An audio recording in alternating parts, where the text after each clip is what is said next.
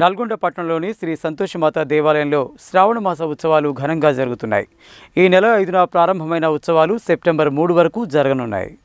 నల్గొండ పట్టణం షేర్ బంగ్లాలోని శ్రీ భక్తాంజనేయ సహిత సంతోషమాత దేవాలయంలో శ్రావణ మాసం 3వ శుక్రవారం సందర్భంగా అమ్మవారికి పూజలు, అభిషేకాలు విశేషంగా నిర్వహించారు.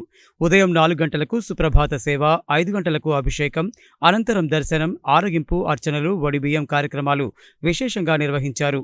అనంతరం నిర్వహించిన లక్ష కుంకుమార్చన కార్యక్రమానికి మహిళలు పెద్ద సంఖ్యలో తరలివచ్చి విశేషంగా కుంకుమార్చనలు నిర్వహించారు.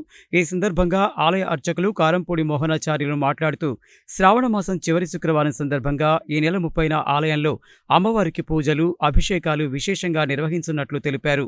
అమ్మవారికి వడిబియ్యం, కుంకుమార్చనతో పాటు వరలక్ష్మి వ్రతం నిర్వహించడం జరుగుతుందని, భక్తులు పెద్ద సంఖ్యలో తరలివచ్చి అమ్మవారిని దర్శించుకొని అమ్మవారి కృపకు పాత్రులు కావాలని కోరారు. ఈ పూజా కార్యక్రమాలలో మహిళలు పెద్ద సంఖ్యలో పాల్గొన్నారు.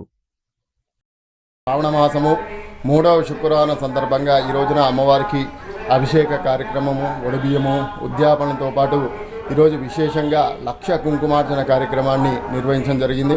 కావున ఈ రోజున కుంకుమార్చన కార్యక్రమంలో మహిళలందరూ కూడా విశేష సంఖ్యలో పాల్గొని ఆ సంతోషమాత అమ్మవారి యొక్క లక్ష కుంకుమార్చన కార్యక్రమంలో పాల్గొని అమ్మవారి కృపకు పాత్రలు అవ్వడం జరిగింది. ఇంకా శ్రావణ మాసంలో ఇంకొక చివరి శుక్రవారం ఉంటుంది. ఆ చివరి శుక్రవారం రోజున 30వ తారీఖు ఆ రోజున అమ్మవారికి అభిషేకము, వడిబియ్యము, కుంకుమార్చనలు, ఉద్యాపనలతో పాటు వరలక్ష్మి వ్రతాలు కూడా చివరి శుక్రవారం నిర్వహించడం జరుగుతుంది.